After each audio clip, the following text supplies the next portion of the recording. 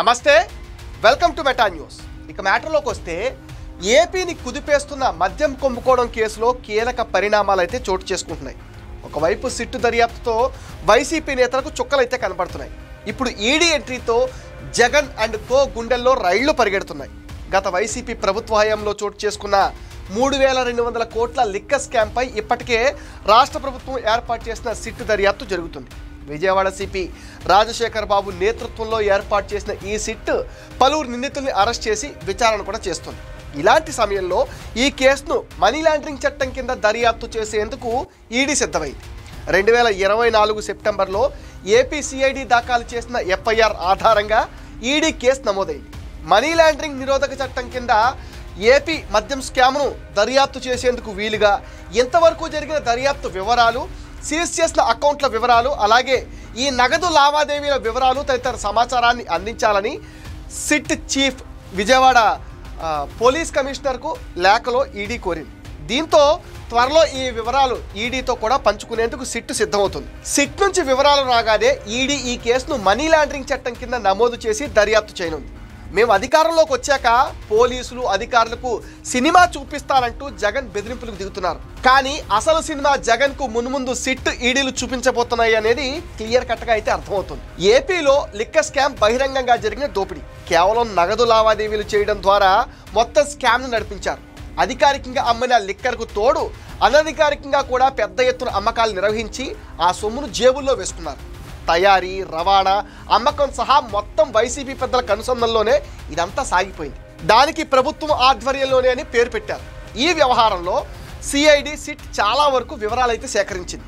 వరుసగా అరెస్టులు కూడా చేస్తుంది. సూత్రధారి వద్దకు కేసు దర్యాప్తు వెళుతుంది. జగన్ హయాంలో జరిగిన వేల కోట్ల విలువైన మద్యం కుంభకోణం వ్యవహారం పైన గత ప్రభుత్వంలో సలహాదారుగా పనిచేసిన కసిరెడ్డి రాజశేఖర్ రెడ్డితో పాటు ఆయన పిఏ పైలా దిలీపుల నుంచి కీలక ఆధారాలు సేకరించింది. లిక్కర్ స్కామ్ కేసులో ప్రధాన కుట్రదారులో ఒకరిగా ఉన్న సజ్జల శ్రీధర్ రెడ్డిని సైతం సిట్ అదుపులోకి తీసుకుంది. వీరితో పాటు మాజీ సీఎం జగన్కు కార్యదర్శిగా పనిచేసిన ధనుంజయ రెడ్డి, ఓఎస్డీగా పనిచేసిన కృష్ణమోహన్ రెడ్డి, మరో నిందితుడు గోవిందప్ప బాలాజీని కూడా అరెస్ట్ చేసేందుకు సిద్ధమవుతుంది. వీరికి సుప్రీంకోర్టు కూడా బెయిల్ తిరస్కరించడంతో అరెస్టు కోసం సిట్ గాలిస్తుంది. విజయవాడ, హైదరాబాద్లో వీరి కోసం తీవ్రంగా గాలిస్తున్నారు. ఈ ముగ్గురు తమ సెల్ ఫోన్లు స్విచ్ ఆఫ్ పెట్టుకున్నట్లుగా సిట్ అయితే గుర్తించింది. లిక్కర్ స్కామ్లో కేసుల్లో మరో ప్రధాన నిందితుడిగా భావిస్తున్న వైసీపీ ఎంపీ మిథున్ రెడ్డిని అరెస్ట్ చేసి విచారిస్తే మరిన్ని వివరాలు కూడా బయటపడతాయని సిట్ అంచనా వేస్తుంది. అదే సమయంలో ఈడీ కూడా ఈ కేసు నమోదు చేసి దర్యాప్తు ప్రారంభిస్తే వీరంతా అరెస్ట్ కావడం ఖాయమన్న చర్చ కూడా జరుగుతుంది.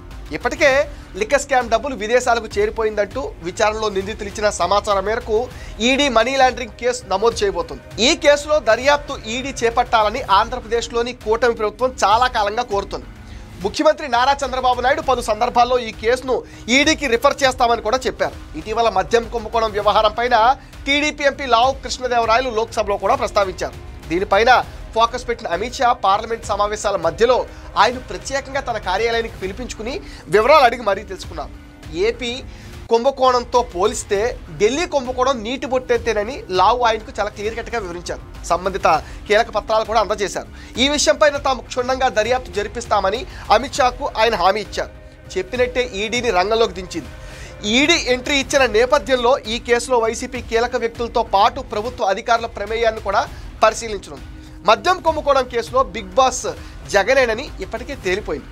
లిక్కర్ ద్వారా అందిన సొమ్ము భారతీయ సిమెంట్స్లో పనిచేస్తున్న బాలాజీ, గోవిందప్ప ఇతర దేశాలకు తరలించారన్న వాదన కూడా చాలా బలంగా వినిపిస్తుంది.